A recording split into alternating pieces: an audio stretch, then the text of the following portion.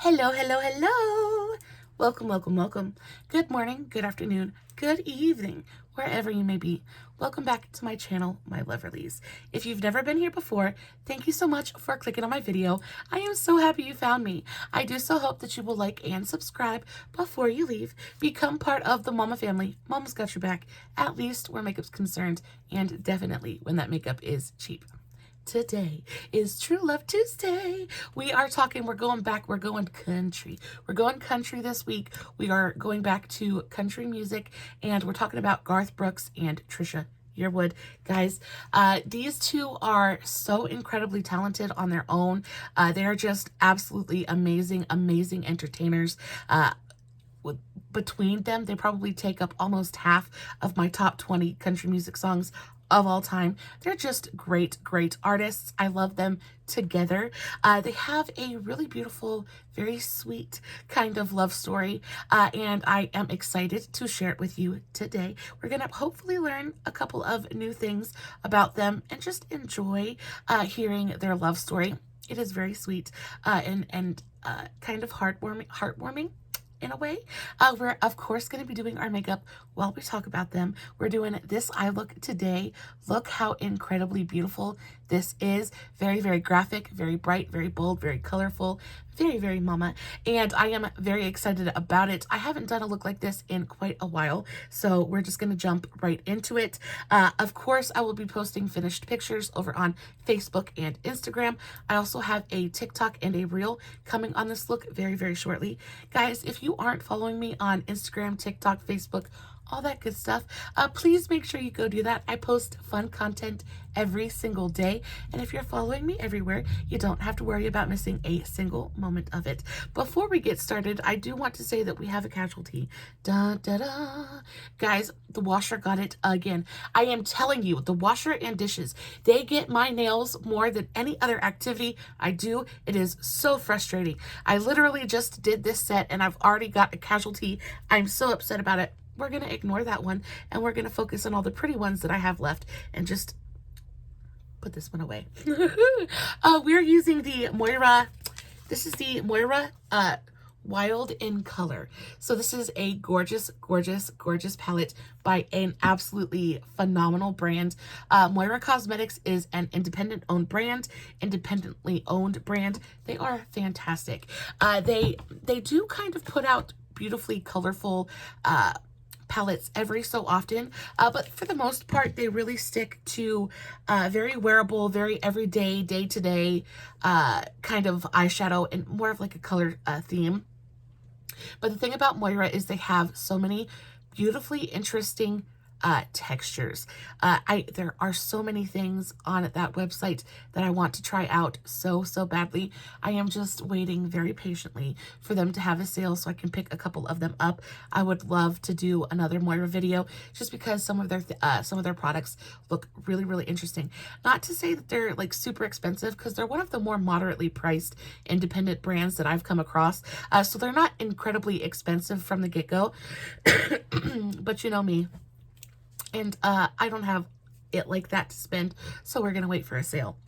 We're going to use this bad boy today. We're going to do this incredibly beautiful look, and we're going to talk about a love story. I hope you guys have a big glass of something to drink, maybe a snack, and have a little while to sit back and relax and just kind of hang out with me for a minute. I already have my eyeshadow primer on.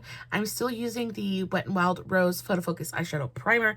Guys, it's almost gone, but I'm almost sad that it's almost gone because I really enjoy this eyeshadow primer. I did try to start filming this video once before, but I kept getting all tongue-tied. I am so tired today.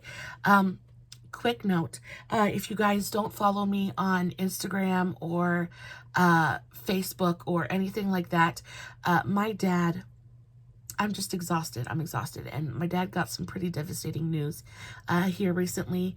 And I actually hadn't been speaking to my parents. I haven't spoken to my parents in almost 4 years. So when I heard the news, it just kind of kicked me into gear, I guess, and I am trying to mend my relationship with my father and kind of put the pieces back together in the time that we have left. So I have just been kind of running myself ragged, and I would really like to ask you guys if you could maybe send him strength and love and prayers, and I think he could really, really use it. Maybe me too. Maybe just send me a little bit of strength. That would be nice. I could use that too. You always think there is time to fix things until you realize that there isn't. And then things get hard really, really quickly.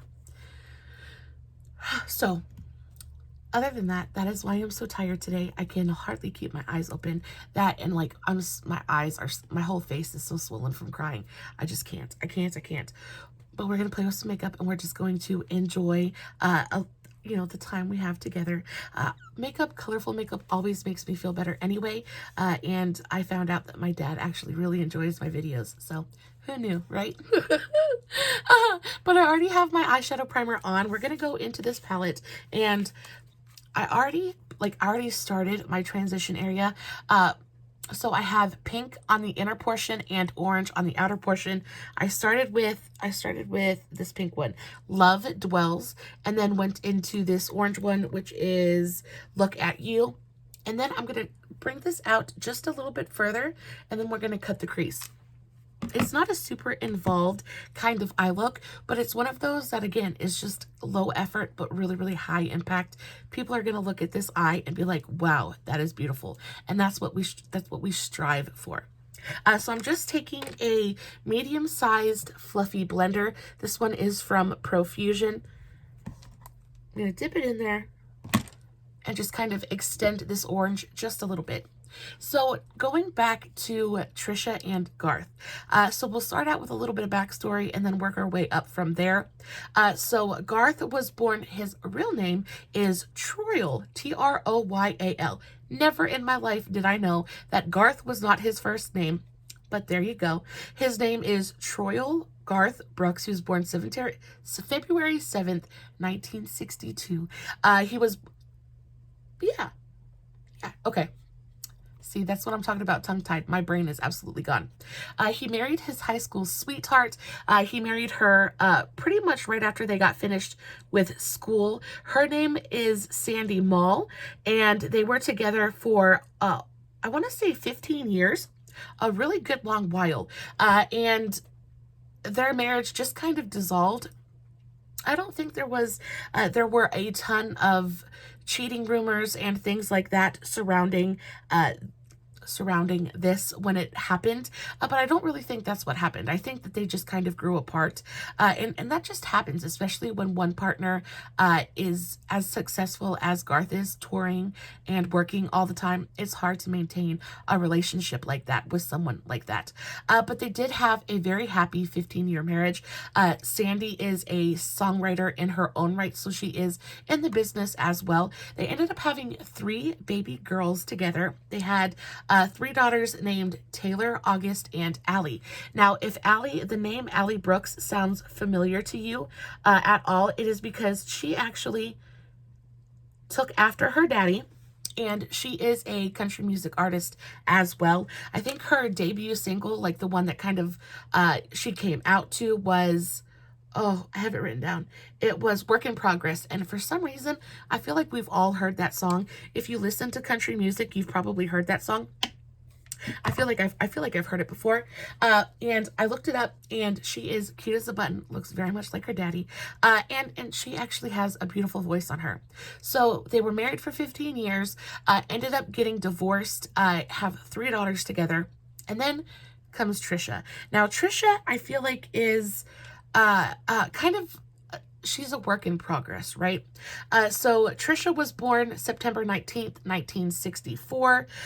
She came to fame with the song She's in Love with the Boy. This is my anthem. This is my anthem. If you are a hopeless romantic, or if you just really like kind of poppy love songs, this is just a really, really great record. I love it so much. If you haven't ever heard it or don't remember it, please go look it up. I promise you, you will enjoy that song. I haven't met anybody that doesn't.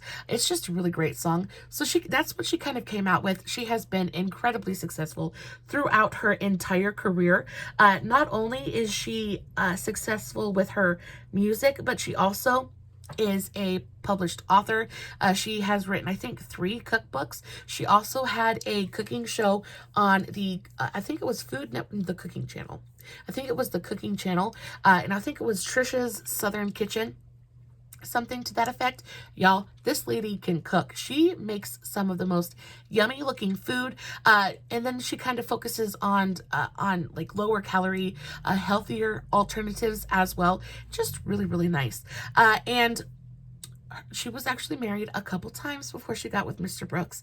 So she was married twice. In 1991, she came out with the song Walk Away Joe. 92, yeah, in 92, she came out with Walk Away Joe. That boy's just a walk away Joe. I love it so, so much. She was born Patricia Lynn Yearwood. She married her first hubby, Chris Latham. She married him in 87 and divorced him in 91. And then she married her second hubby, Robert Reynolds, in 94 and divorced him in 99. So she had a couple of marriages, and nothing really worked out. And I think the reason nothing really worked out for her is because she was meant to be with Garth. And I feel it in my bones. They felt it in their bones as well. They obviously knew it. So the whole story begins in, what year was it? Was it in 1988? I think so. No. Yeah, 1988. So the year is 1988. Country music is absolutely gigantic. And here you have Garth and Trisha just trying to break onto the country music scene. They are not recording artists yet. They're not doing their own music. And basically what they're trying to do is just get their foot into, they just want to get their foot in the door. They're just trying to get into the studio, just kind of break into the business any way that they can. Before they had any record deals, and what better way to get exposure than to record demos for songwriters? And that's what they were both doing. In the year 1988, they're in Nashville, and in walks Garth into this recording studio. He is there pretty much to audition for a songwriter. So, he can lend his voice to the songwriters' demos so they can then send those out to other artists to listen to and approve or not. Somebody's got to sing it. And here comes Garth. He's there to audition. He's there to kind of try his luck, I guess. And at that very same studio, Trisha is already there. She is there already recording. She is recording a demo. She's recording a demo for said songwriter, and she got paid $10 for her entire day of work. Garth walked out with not a dime. So this is literally, they were absolute nobodies. And instant attraction between these two. They look at each other and like, ooh. But again, they're both married at this time. He is married to Sandy. She's married to, I think she's married to, yeah, she had just been married. She had just been married to Chris. Garth had only been married for, I want to say like 13 months at this point, and Trisha had been married for a little bit over a year. So they're still pretty much newlyweds, and though there is that instant connection and instant attraction there, nothing really happens. They don't explore it any further. They meet, they kind of have a mutual respect for each other, and through that they actually become genuine friends. And this relationship or friendship went on for quite a while. I don't think that they even really started anything romantic for almost 12 years after they met. So after they meet at this recording studio and they do their thing, record their songs, they leave and they each go and pursue their career in opposite directions, right? Well, the attraction was definitely there, and the instant connection was there as well, because like I said, they had it grows into a friendship. So they keep up with each other throughout the years. They keep up with each other's you know, highs and lows, things like that.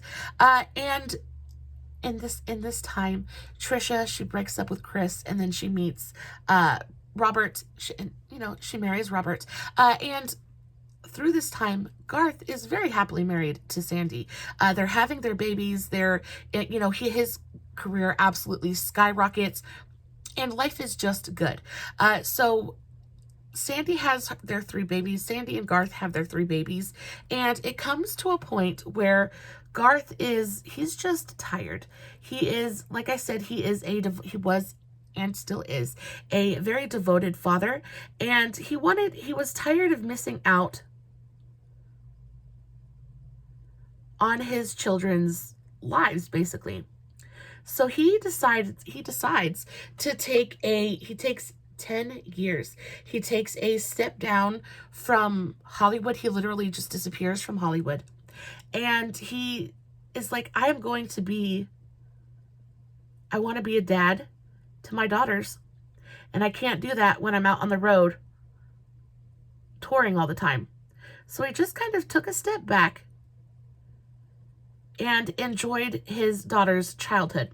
Now, unfortunately, his relationship it just kind of dissolved. Like I said, when you're out and you're working and you are touring and, basically just gone all the time, it can either work in your favor and, absence makes the heart grow fonder, or unfortunately, it can kind of go the other way, and it can kind of make you realize that you're happier when that person is gone. And I think that's what happened to Garth and Sandy. He took that time off to be home and be, with his family. And he just realized that they just didn't love each other anymore. And this happened in 91. I think this happened in 2001. So in 2000, Garth and Sandy, they divorced. And this was right after he had decided to take a little while off of, away from Hollywood to really focus on his children and focus on his family and the things that were really important to him. And by this point, he's already been, he's been playing to sell out crowds, sold out crowds. His career it's peaked, right? He has peaked. He has done what he set out to do. It's time to take a break. He goes home and he takes 10 years away from Hollywood. 10 years away from Hollywood, and has said that it was some of the happiest times of his life.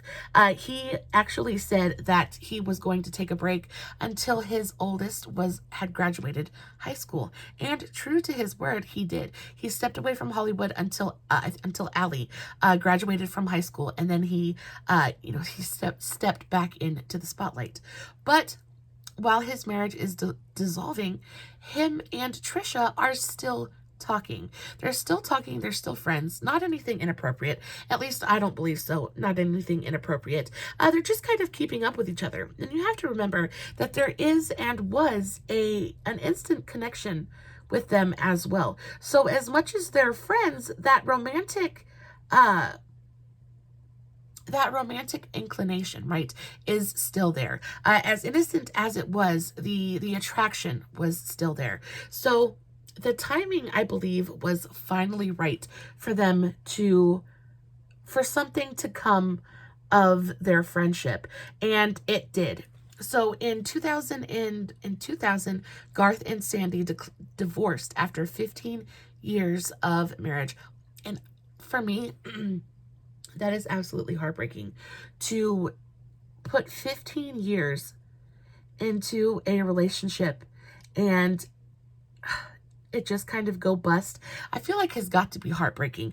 And I'm sure it was heartbreaking for Garth as well. I mean, 15 years is a long time to devote to someone, and then for it to just kind of not work out and for that person to not be your person anymore, I feel like is really, really sad. But they announced their divorce. They announced their intention to divorce, and the divorce was finalized in 2001. The following year, in 2001, Trisha divorced her second hubby, Bobby. So first, Garth gets, and like I said, he had to deal with a heartbreak for a minute, right? So he's dealing with his heartbreak, and then lo and behold, Trisha's second marriage just kind of goes bust. And you gotta feel bad for her as well. I don't know. I feel like with men, it is, men are something, right? We love our men, but men can be difficult, and Trisha just doesn't seem like the kind of gal that is gonna deal with much BS. And she was just like, nah. So she walks away from that, and Trisha divorced her second hubby, Bobby, and the timing was finally right for them to be together. They started dating super, super quietly, after Trisha's divorce, and the reason they did this is because the music period, the music business period, I feel like is very, very small, and word gets around super, super quickly.